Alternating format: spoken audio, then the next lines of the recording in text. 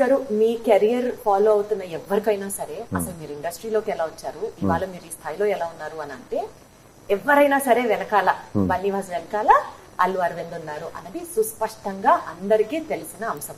ఈ నేపథ్యంలో జీవితంలో దేవుడు కొంతమంది మనుషుల్ని ఒక పర్పస్ కోసమే పరిచయం చేస్తారు. డెఫినెట్లీ వాళ్ళ వల్ల లైఫ్ మారిపోతుంది అన్నదానికి మిమ్మల్ని చూసి మీ అసోసియేషన్ విత్ అల్లు ఫ్యామిలీ చూసి నేను ఐఎస్ ఇది కరెక్టే అయి ఉండొచ్చు అని అనుకుంటా. అలా కొన్ని divinely persons in your life if you have to name Aravind గారితో కాకుండా ఇంకెవరున్నారు?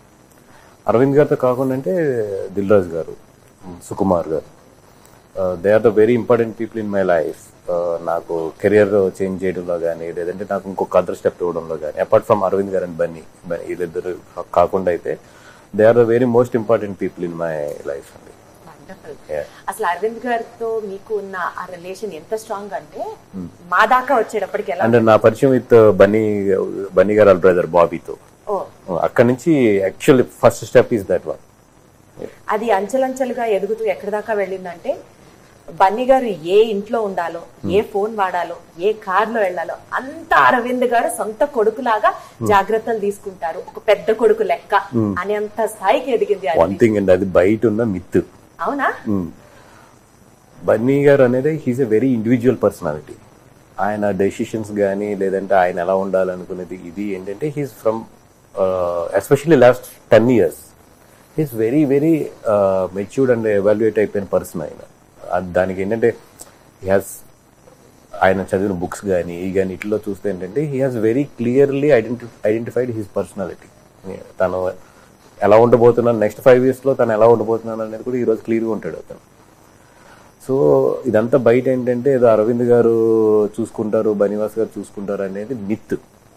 ఇది అంటే మీరు మీ పరంగా అరవింద్ గారు మిమ్మల్ని సొంత కొడుకులా అడాప్ట్ చేసేసుకున్నారు అన్నది ఒక వర్షన్ అయితే ఇది ఒక క్వశ్చన్ ఇప్పుడు నేను అడిగింది. ఓకే అండి, లేదండి 100% ఆ ఇంట్లో అయితే మాత్రం వాళ్ళ ముగ్గురు అబ్బాయిలతో పాటు నన్ను ఈక్వల్ గానే చూస్తాడు. దాంట్లో అసలు డౌటే లేదు. అది చాలా హ్యాపీ అనిపిస్తుంది కదండి లైఫ్ లో. ఒక పాయింట్ లో ఎవరో తెలియని వ్యక్తి అలా క్లోజ్ అయిపోయి ఈ రోజు ఫ్యామిలీలో ఒక ఇంపార్టెంట్ పర్సన్ అయిపోయినందుకు గాను మీ సక్సెస్ గా చూస్తారా, లక్ అనుకుంటారా? లక్ అండి, అది ప్యూర్ లక్ అండి. హంబుల్ ఆన్సర్ తెలుసా సార్ ఇది? లేదు, ఇట్స్ ప్యూర్ లక్. ఇదేదో నా గ్రేట్ దీని వల్ల వచ్చింది, నా కష్టం వల్ల వచ్చింది అంటే తప్పది. నాలా కష్టపడే వాళ్ళు, నాకన్నా తెలివితేటలు ఉన్న వాళ్ళు, నాకున్న టాలెంట్ ఉన్న వాళ్ళు చాలా మంది ఉన్నారు ఆయన దగ్గర. ఇవన్నిటిలో మించి నేను ఒక స్టెప్ ఆయన దగ్గరికి వెళ్ళగలిగి ఈ రోజు ఇట్లా ఉన్నానంటే ఇట్స్ ఎక్కడో నా టాలెంట్ అన్నిటికి తో పాటు ఇది కూడా అంతే. ఎంత హంబుల్ ఆన్సర్ తెలుసా బన్నీవాస్ గారు? చాలా మంది ఒప్పుకోరు ఈ పాయింట్. నా హార్డ్ వర్క్, నా కష్టం ఇదే చెప్తారు కానీ చాలా హంబుల్ గ్రౌండెడ్ ఆన్సర్ అన్నమాట ఇది. లేదండి, అన్నిటితో పాటు ఇది ఇది అంతే. రైట్. సరే, ఇందాక మీరు చెప్పిన పాయింట్ కి కంటిన్యూయేషన్, బన్నీవాస్ గారు బన్నీ గారి పక్కన ఉండగా ఆయన ప్రాజెక్ట్స్ కంపోజ్డ్ గా ఉండడాలు, కాంట్రవర్సీస్ కి దూరంగా ఉండడాలు జరిగింది. ఆయన టీం ఎప్పుడైతే ఉన్నారో పక్కన, అంటే బన్నీవాస్ గారు పక్కన లేకపోతే ఎక్కువ కాంట్రవర్సీస్ చుట్టుముడుతున్నాయి అల్లు అర్జున్ గారిది అన్నది అది మిత్ అంటారా, లేకపోతే అలా జరిగిన సందర్భాలు ఉన్నాయా? Would you have to tell about that? Because మీరు ఒక రైట్ హ్యాండ్ లాగా బన్నీ గారికి. అంటే 2016 తర్వాత when I'm growing as a producer గా ఉన్నప్పుడు అప్పటి నుంచి కూడా ఆయన నేను మాట్లాడుకున్న తర్వాత we have develop team for him. Exactly. ఆయన టీమ్ డెవలప్ చేసుకుంటూ వెళ్ళారు. ఇప్పుడు ఏదైనా బాగా ఇంపార్టెంట్ విషయం వస్తే లేదంటే ఏదైనా బాగా ఇది వాసు హ్యాండిల్ చేస్తాడు ఆయనకి ఇచ్చేయండి అన్నప్పుడు నాకు చెప్తారు జనరల్లీ. బట్ మనం అర్థం చేసుకోవాల్సింది కూడా ఏంటంటే ఇప్పుడు ఆయన పక్కన ఎవరో ఉండి ఆయన్ని చేసే స్టేజ్ అయితే మాత్రం ఆయన ఇప్పుడు కాదు, లాస్ట్ 10 years నుంచి కాదు. అది వెరీ వెరీ క్లియర్. వెరీ ఎట్లా చెప్తాను, వెరీ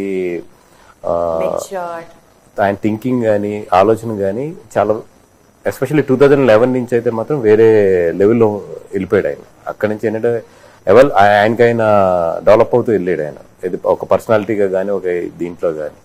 ఇప్పుడు వాట్ ఎవర్ ఇన్సిడెంట్స్ హ్యాపెన్స్ ఏంటంటే మీరు చూడండి ఎనీ స్టార్ లైఫ్ లో ఇన్సిడెంట్స్ అవుతాయి, 200% అవుతాయి. అట్లాగే ఈయన పీక్ స్టేజ్ లోకి వెళ్తున్నప్పుడు ఇన్సిడెంట్స్ అవుతాయి. ఎందుకంటే ఒక సక్సెస్ తో పాటు నెగిటివిటీ అంత వస్తుంది. అండ్ ఒక సక్సెస్ లో పెద్ద స్టేజ్కి వెళ్ళిన తర్వాత ఒక ఇన్సిడెంట్ కూడా మాల్ ఫైర్ అవ్వాలి. సో ఆ ఫైర్ అట్లాంటి అయినప్పుడు ఏంటంటే పక్కన మాలాంటి ఎక్స్పీరియన్స్ పీపుల్ ఉపయోగపడుతుంది తప్పితే, but whatever he design is own. అది దాంట్లో వాళ్ళ ఫాదర్ది కానీ నాది కానీ ఇవన్నీ కూడా we are helped him, but own design అయితే మాత్రం ఆయనదే. సో మీరు పక్కన ఉన్నా పక్కన లేకపోయినా ఆయన ఇండివిజువాలిటీ, ఆయన చరిష్మా, ఆయన హార్డ్ వర్క్, ఆయన planning like extremely his own thing. His own thing. And second thing ఏంటంటే ఇంకా నేను లేకపోతే ఇంకా ఫాస్ట్ ఉంటాడు ఆయన. ఇంకా ఏంటంటే నేను జనరల్లీ ఏం చేస్తానంటే ఆయన్ని స్లో చేస్తాను, లాగుతూ ఉంటారా వెనక్కి? అంటే నాకున్న భయాలు, నాకున్న అప్రహాన్సెస్ తో, నాకున్న ఒక మిడిల్ క్లాస్ భయాలు, మనకు మిడిల్ క్లాస్ కి భయాలు చాలా ఎక్కువ ఉంటాయి. నేను ఆ మిడిల్ క్లాస్ నుంచి పెరిగినోడిని కాబట్టి నా భయాలు ఇట్లకి కొన్ని డేర్ చేయలేదు. ఎలాంటి భయాలు ఉంటాయి మీకు బన్నివాస్ గారు?